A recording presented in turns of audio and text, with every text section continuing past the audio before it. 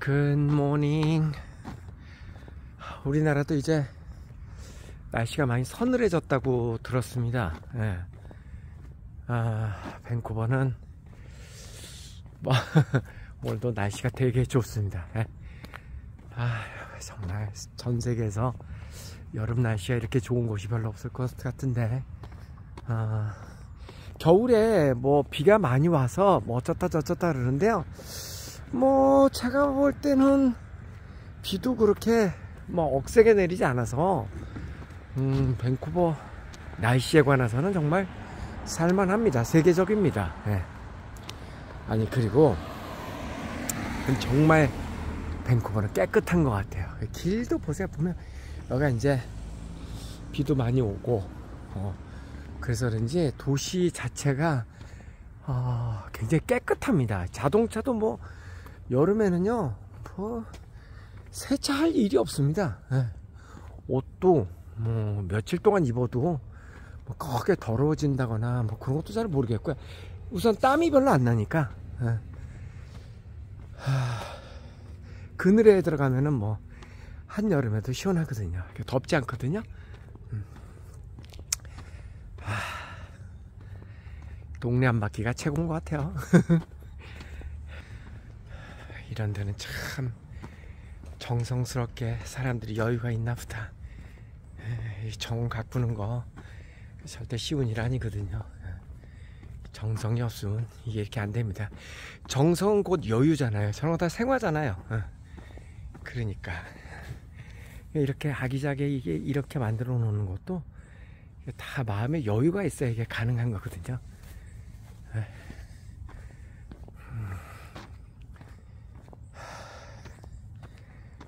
일주일에 한 번씩 저렇게 그 쓰레기통을 내놓습니다. 오늘은 그 음식물 쓰레기하고 그리고 일반 쓰레기를 내놓는 그런 날이고요. 음식물 쓰레기는 매주 한 번씩 걷어갑니다.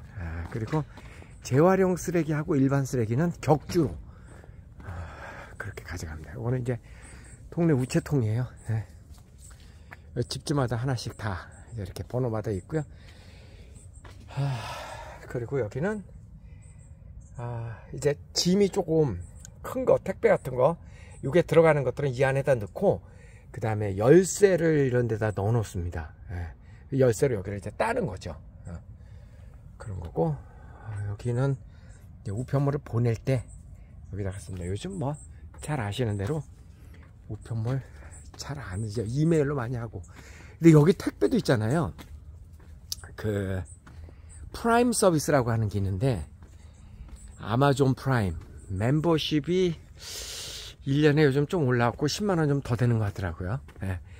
멤버십을 1년에 그렇게 10만원 조금 더 되는 금액을 내면 프라임 멤버가 되는데, 이 프라임 멤버가 되면은 많은 물건들이 배달료가 공짜, 그리고 뭐 당일날 배달되는 곳도 있습니다. 뭐 오전에 주문하면은 저녁에 배달되고, 이 넓은 땅에서 그게 가능한가 싶은데요. 근데 여기 이제 창고가 밴쿠버에 있잖아요. 좀 외곽에. 그러니까 거기서 담아가지고 배달을 해주는 것 같아요. 아주 깜짝 놀랐습니다. 그러니까 아마존 같은 게 이렇게 주가가 올라갈 만해요. 그죠? 이렇게 넓은 땅에도 다음날 배달되고 막 이러니까 당일 배달도 되고. 공원 정리하느라고, 그리고 약간 시멘트기가 있는 그런 그 포장재인데, 그거로 보수하느라고, 여기 산책길 보수하느라고 그런 것 같아요. 자, 이제 곰 나오는 길로 또 들어서 봅니다. 네, 뭐 무섭지 않아. 곰 나오면 뭐 곰발바닥, 개발바닥, 곰발바닥, 소발바닥 하면서 놀지 뭐 같이 뭐.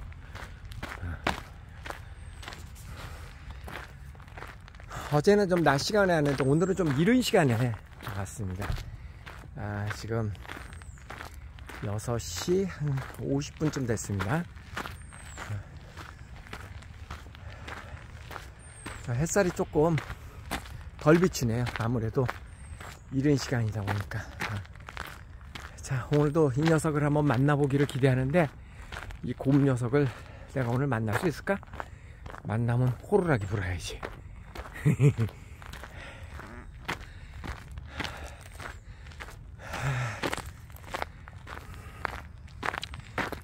주변에 이런 공원들이 워낙 많으니까 굳이 이렇게 막 멀리 가고 싶은 생각이 없습니다. 주변에 많으니까 그냥.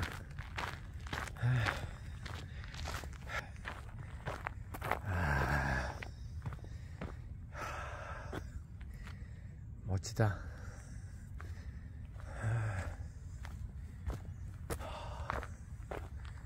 여기는 밤이 있잖아요. 정말 깜깜합니다.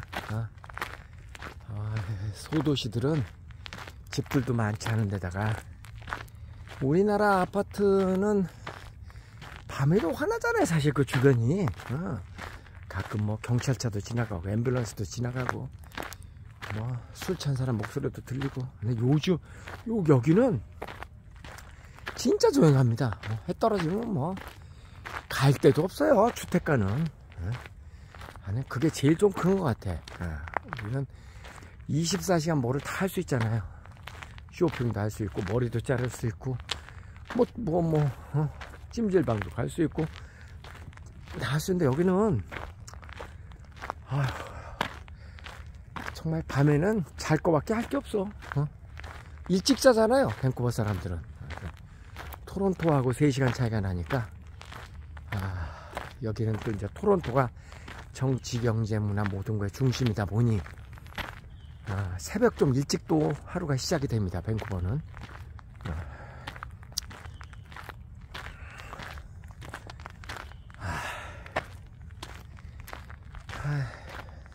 정말 말이에요. 이게 사람이 언어 능력이 좀 있고, 영어 능력. 아니, 그리고 뭐 영어뿐만 아니라 사실 영어를 조금 유창하게 하면 조금 어렸을 때부터 이 외국어에 노출이 되면 그러면은 영어와 관련된 언어, 비슷한 언어들, 서양 언어들, 뭐 불어, 스페인어, 뭐 독일어, 뭐 등등 서양 언어들은 굉장히 익히기가 쉽거든요. 어휘들이 다 비슷비슷하니까. 그리고 이 동양권에서도 우리가 한자를 좀 잘 알고 있으면 뭐 일본어, 중국어도 좀 쉽게 배울 수 있고. 근데 이게 있잖아요. 제일 중요한 건 나이입니다. 나이. 어렸을 때 이 언어에, 외국어에 많이 노출이 된 아이들은 다른 외국어도 훨씬 배우기가 쉽습니다. 그럼 이제 이렇게 여러 가지 외국어를 할 줄 알면은 장점이 뭐냐면은 문화에 대한 수용성이 높아집니다. 정말 되게 신기한 거는요, 여러 가지 외국어를 잘하는 사람들은 여러 가지 세계 각국의 음식도 잘 먹습니다. 그 되게 신기하죠? 여러 가지 음식도 다 잘 먹습니다. 근데 토종들 있잖아요. 한국말밖에 못하고 꼭 가이드가 있어야지 외국 여행을 다니고 이러는 그런 분들의 경우에는 왜 그런 분들 보면은 왜 외국 여행 갈 때도 무슨 뭐 볶음김치 뭐 이런 뭐 밑반찬류 어르신들 보면 왜 해외여행 가면은 그런 거 바리바리 싸갖고 다니시잖아요. 그죠? 그리고 컵라면 같은 거 꼭 있어야만 생활이 되고 외국에 나가서도 이해합니다. 그런데 외국어를 잘하는 사람들은요, 그 문화 수용성이 높아서 그 음식에 대한 스펙트럼도 굉장히 이게 넓습니다. 저도 사실 굉장히 외국 음식 다 잘 먹는 편인데요. 그럼에도 불구하고 우리 아들이 저보다 훨씬 더 외국 음식에 대한 다양성을 수용하는 능력이 큽니다. 딱 그 언어 능력만큼이더라고요, 보니까. 우리 아들은 뭐 워낙 해외 생활을 어렸을 때부터 많이 해서 그런지 몰라도 뭐 세계 각국의 음식을 거침없이 먹어댑니다.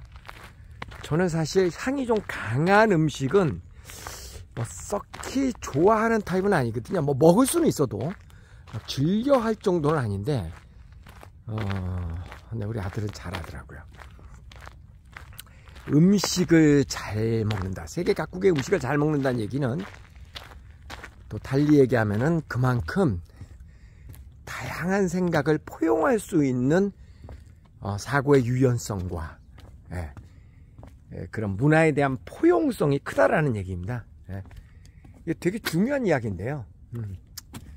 그래서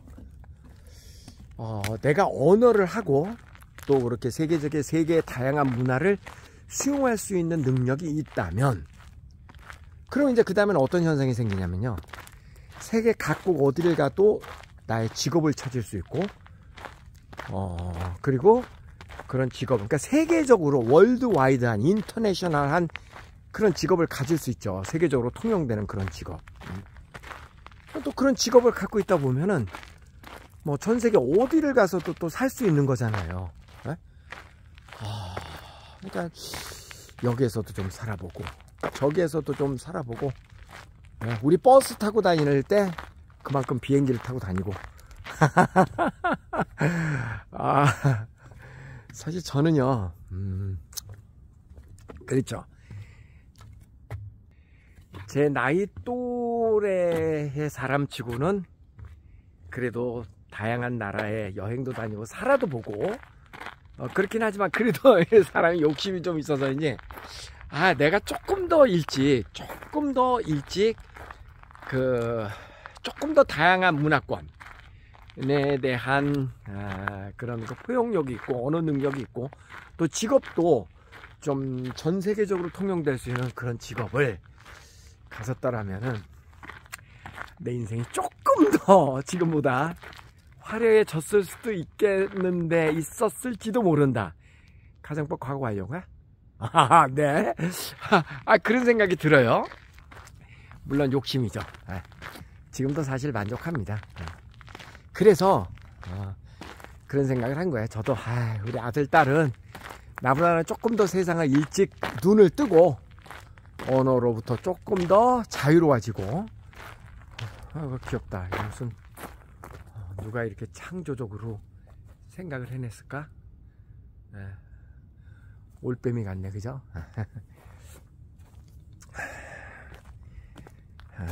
그래서 이제 어렸을 때부터 이렇게 이제 서양 교육을 시키고, 언어로부터도 조금 더 눈뜨게 만들어주고, 이제 부모가 그렇게 해서 이제 도움을 줬는데 참 뭐 잘한 것 같아요. 그래서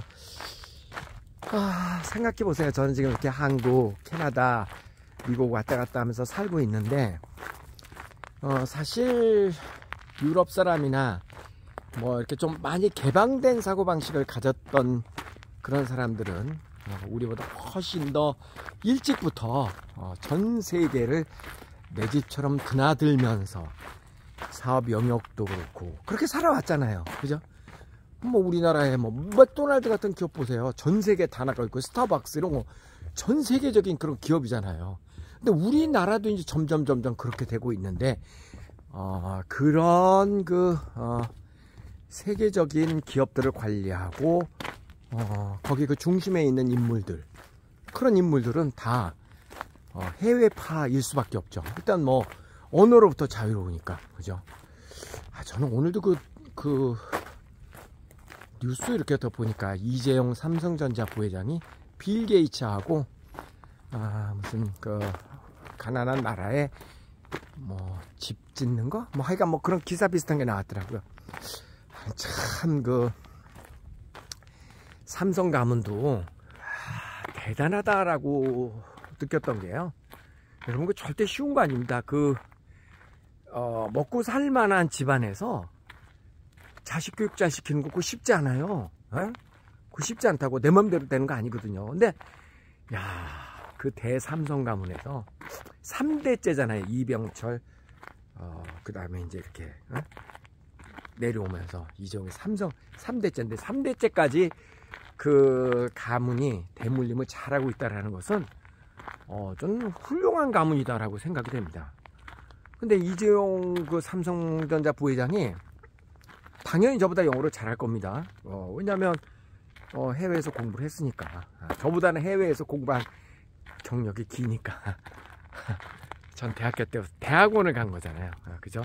그러니까 오늘의 삼성전자 같은 세계적인 그런 그룹의 리더들은 사실 반드시, 어떻게 되면 반드시입니다. 반드시 한 뭐 적어도 고등학교, 아니면 빠르면 중학교, 초등학교는 뭐 한국에서 나오더라도 중학교 정도서부터는 미국이라고 하는 세계의 심장에 가서 공부를 하는 게 맞습니다. 예, 그게 왜 맞냐면요, 가장 첫째는 영어로부터 해방이 되고, 그죠? 아니, 세계적인 기업을 운영을 하는데, 세계적인 기업을 운영을 하는데 무슨 통역을 가운데다 두고 어느 세월에, 아니잖아요.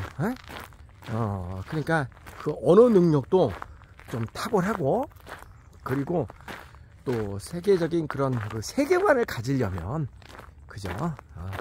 세계 중심에 가서 공부를 해야지. 그러면은 이제 그런 그 매너라든가 사고방식이라든가 언어라든가 문화의 수용성이 커지잖아요. 그런 그 이재용 같은 그런 인물이 있었기 때문에, 다시 얘기해서 그 삼성 회장, 돌아가신 이건희 회장이라든가 이런 분들이 자식을, 그리고 뭐 삼성뿐만 아니라 우리나라의 대부분 그런 그 대기업의 총수 집안들은 자녀 교육을 외국에서 시키고 있는데, 그 절대 잘못된 게 아닙니다, 여러분. 그렇게 했으니까 이제 그런 그룹들이 전부 다 세계적인 그룹이 될 수 있었던 거죠. 리더가 그런 그 세계관과 국제관을 가지고 있었기 때문에 언어로부터도 자유롭고,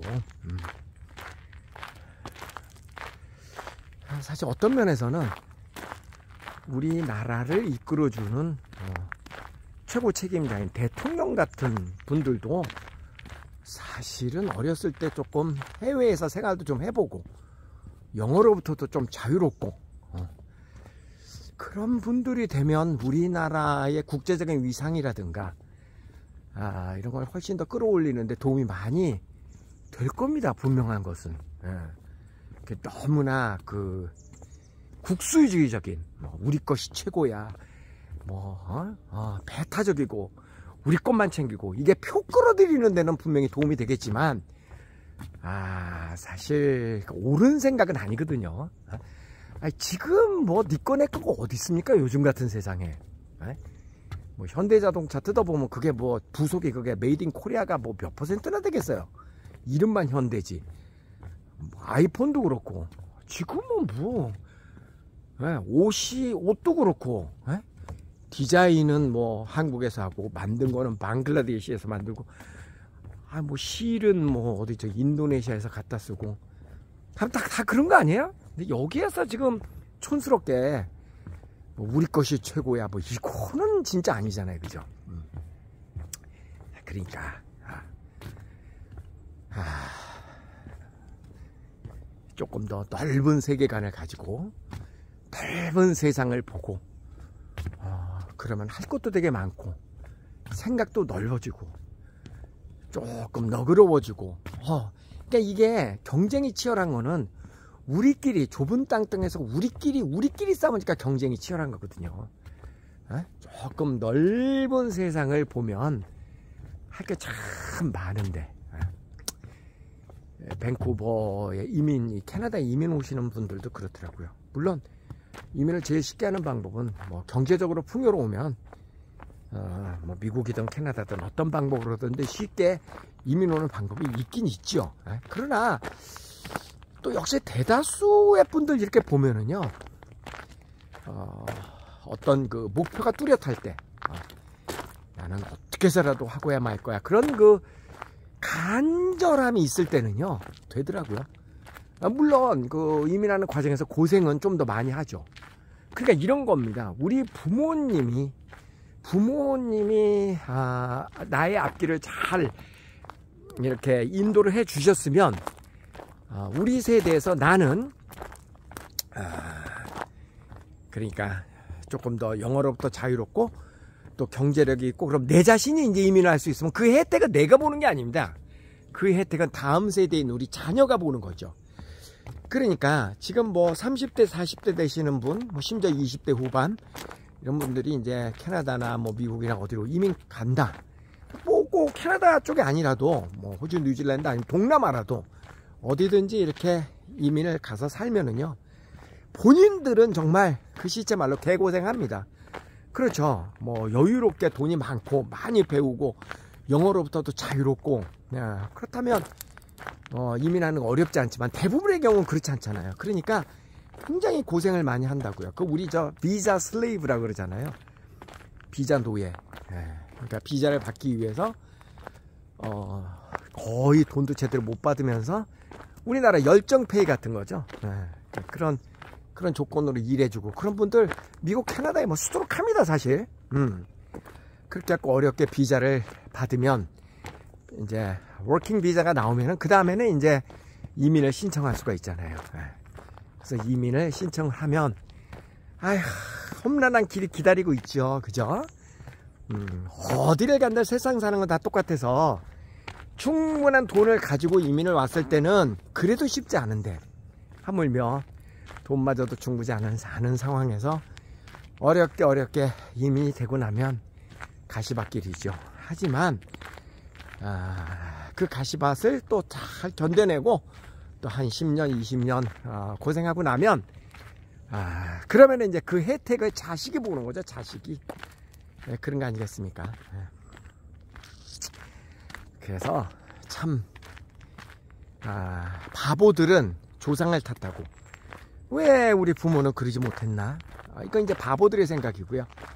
현명한 사람은 나부터 그리고 이런 나부터 조금 이렇게 깨우치고 깨닫고 내가 좀 고생하더라도 우리 자식들은 조금 고생하지 않고 넓은 세상에서 마음대로 이 세상을 만끽하면서 살 수 있게끔 도와주자.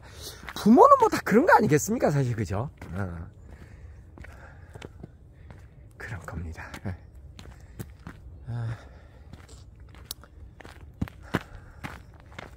그러니까 좀 힘들더라도 누군가의 희생이 있어야만 그 희생을 딛고 희생의 대가로 그 다음 세대는 그만큼 좀 고생을 덜 하는 거고, 어찌되었던 간에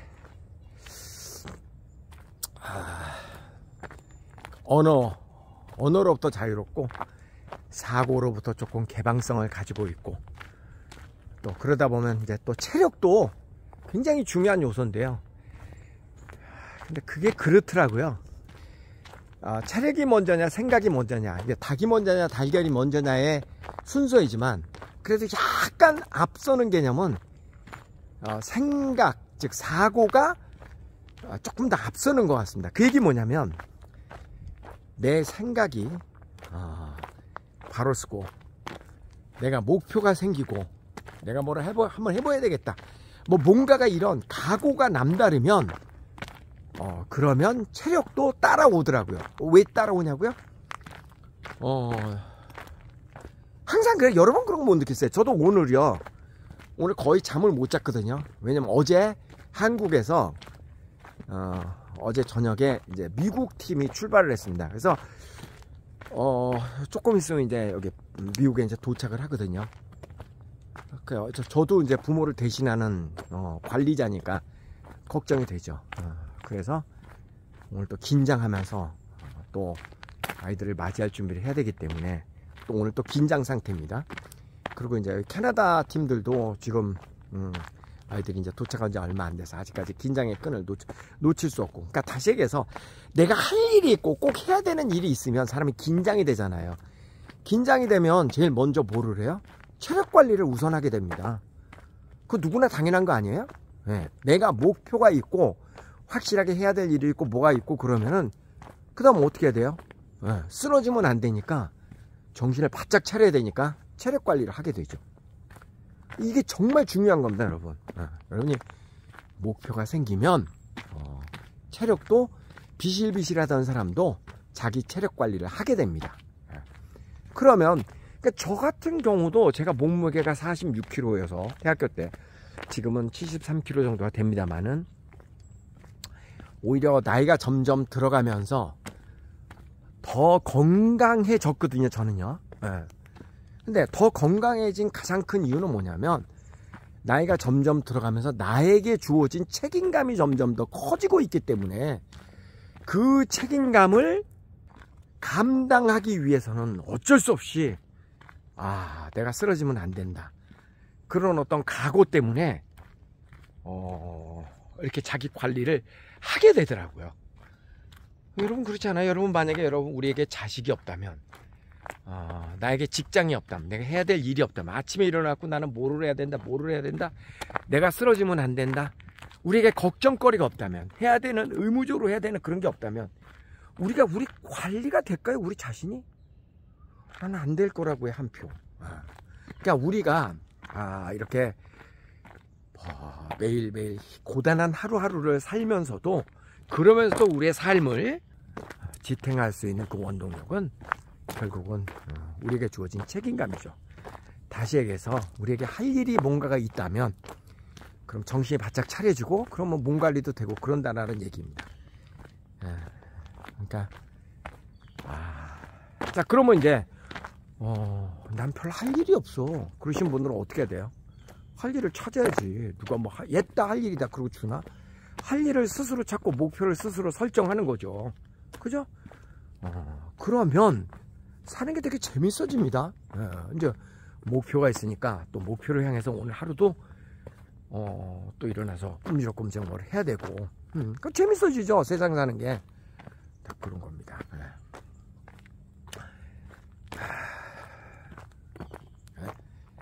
어렵게 생각하지 말자고요. 인생은 충분히 살아볼 만한 가치가 있습니다. 그리고 지나간 일을 후회하지 말고요. 그건 바보나 하는 거고 앞으로도 우리가 살아가야 될 날들이 한참 남아있는데 그죠? 지금부터라도 정신 차리고 잘하면 됩니다. 어제 댓글 주신 분 가운데 참 두 가지 댓글이 참 지금도 제 기억에 남습니다. 하나는 사회 초년생이 된 게 엊그제 같은데 벌써 50대가 되었습니다. 선생님은 많은 걸 내려놓으니까 마음이 좀 편해진다고 하셨는데 나는 선생님처럼 앞으로 10년이 지나면 좀 마음이 편해질까요? 앞으로 닥칠 일들이 사실 두렵습니다. 걱정됩니다. 무섭습니다. 이런 내용을 주신 분이 계십니다. 맞죠? 그 말 충분히 이해가 가죠. 젊었을 때 일단은 해야 될 숙제를 먼저 하는 게 제일 중요하지 않을까요? 해야 될 숙제. 숙제 끝내기가 쉽지 않죠, 그죠? 그러나 숙제는 자기 양에 맞게 무조건 먼저 끝내야지 됩니다. 그 연세대학교의 김영석 교수님이 그런 말씀하셨잖아요. 인생의 최고의 황금기는 60에서 75세인 것 같다. 제가 딱 그 나이잖아요. 그 60에서 75세 사이가 의미하는 바는 뭡니까? 우선 자식이 대학교를 입학하면 일단 하나는 큰 숙제는 끝나죠. 그죠? 그러니까 우리는 사실 결혼하고 나서 아이들 1차적으로 대학 보내는 것까지 참 뒷바라지 하느라고 되게 힘들잖아요.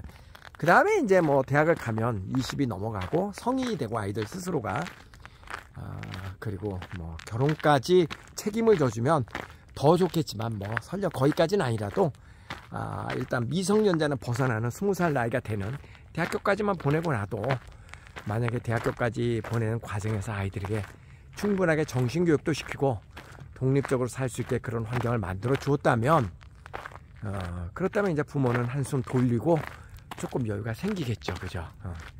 그런가 하고 이제 또 하나는 이제 성실하게만 살아왔다 그러면 대체로 많이 갖고 덜 갖고는 사람마다 차이가 나겠지만 그래도 기본적인 생계를 유지할 정도는 왜 되잖아요. 은퇴할 나이가 정도 되면. 대전제는 뭐죠? 성실하게 열심히만 살아온 사람이라면 뭐 아주 또 운이 없게는 중간중간에 가족에 누가 아파갖고 목돈이 푹푹 들어가 가지고 그렇지 못한 경우 덜어 있기는 합니다만은 뭐 그래도 어쨌든 저는요 숙제는 무조건 먼저 끝내놔야지 된다. 숙제를 다 끝내놓지 않고 이 숙제가 계속 60, 70, 80까지 가면은 힘들죠. 그죠? 그러면은 사실 60이 돼도 마음의 여유가 별로 없습니다. 일단 최대한 해야 되는 숙제는 빨리빨리 끝내기. 그리고 숙제를 끝내는 제일 좋은 방법은 뭐예요? 그거는 철저한 자기관리입니다. 철저한 자기관리. 그리고 5년 후 10년 후를 항상 계획하면서 사는 거. 그냥 닥치는 대로 살다 보면은요, 생각 없이 살다 보면 나이가 들어도 의미가 없습니다. 저절로 되는 게 아닙니다. 항상 생각하고 살아야죠. 계획하고 살고. 그러지 않으면 큰일 나거든요. 지금부터라도 앞으로 5년 후 10년 후에 대한 그림을 항상 그리면서 살아야지, 아니 뭐 어떻게 되겠지라고 사는 사람들도 있더라고요. 어떻게 되긴 어떻게 돼? 큰일 나지. 그러니까 항상 플랜 B, 플랜 C를 다 준비하고 살아야지 됩니다. 만약에 이게 안 될 경우에 이렇게 하겠다, 이게 안 되면 이렇게 하겠다, 이런 계획을 가지고 살아야지. 에이, 배째 어떻게 되겠지. 그러다 진짜 배째져요. 큰일 납니다. 지금부터라도 꼭 계획하는, 미래에 대해서 계획하고 상상 속에서 항상 준비하는 그런 훈련을 하세요. 그거 정말 큰일 나는 일입니다. 자, 또 한 분은 어제 또 댓글 주신 분 가운데 30대의 분이라고 하셨어요.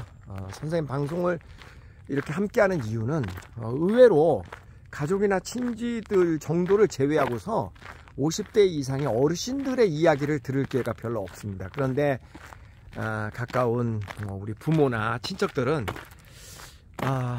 이 직접 당사자여서 그런지, 물론 자식 잘 되라고 하는 얘기지만 그 말을 섞다 보면 거기에 감정이 섞이게 돼서 제가 힘든 경우가 많이 있습니다. 하지만 선생님은 선생님의 방송은 그 한 어른의 그냥 객관적인 다양한 삶의 그 시각을 가지고 이야기를 해 주시는 거기 때문에 나름 굉장히 도움이 됩니다. 이런 그 30대 우리 구독자님의 글도 있었어요. 정말 고맙게 생각합니다. 그 정말 잘 지적하시는데, 저도 내 자식에게 이야기할 때는요, 그런 감정이 안 들어간다고 볼 수 없죠. 근데 그것도 훈련하니까 조금은 나아지더라고요.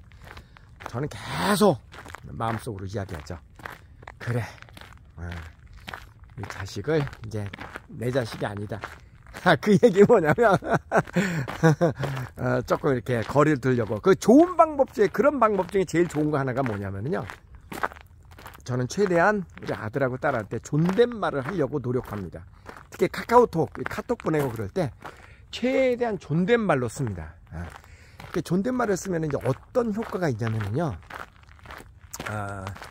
말을 함부로 안 하게 됩니다. 존댓말을 쓰면. 근데 이제 말을 반말로 하면 강아지가 예쁘다. 아이, 헬로. 오. 땡큐. 여기는 이제 배설물 집어넣는 거예요. 반말을 하다 보면은요, 자꾸 꼰대스러워져요. 그런 게 있어. 그래서 저는 우리 아들딸이 저한테, 우리는 이제 뭐 이렇게 아빠 엄마 부르면서 반말하고 살거든요. 애들도 깍듯하게 존댓말하고 그러진 않습니다, 우리 애들은. 그래도 제가 먼저 존댓말로 막 이렇게 하면 애들도 저한테 반말로 못하죠. 그죠? 그렇게 하는 것이, 약간 이렇게 거리를 자꾸 두려고 하는 것이 오히려 저는 큰 도움이 되는 것 같아요. 그러니까 이제 존댓말을 하고 그러면요, 자식한테 존댓말을 하고 그러면 말을 함부로 안 하게 되더라고요. 제 나름대로의 노하우입니다. 어쨌든 어제 그 30대 독자분 정말 고맙습니다. 그렇게 이해해 주시니까 저도 힘이 또 나고 책임감도 느껴지고, 이렇게 보면 이제 이렇게 개 데리고 산책 오고 그런 사람들 들어있습니다. 네. 자, 이제 한 바퀴 돌았어요. 이제 한 바퀴 더 돌아야 되겠습니다. 가위바위보, 가위바위보, 가위바위보, 가위바위보, 가위바위보, 가위바위보. 안녕히 계세요. 오늘도 행복한 하루 되시길 바랍니다. 네.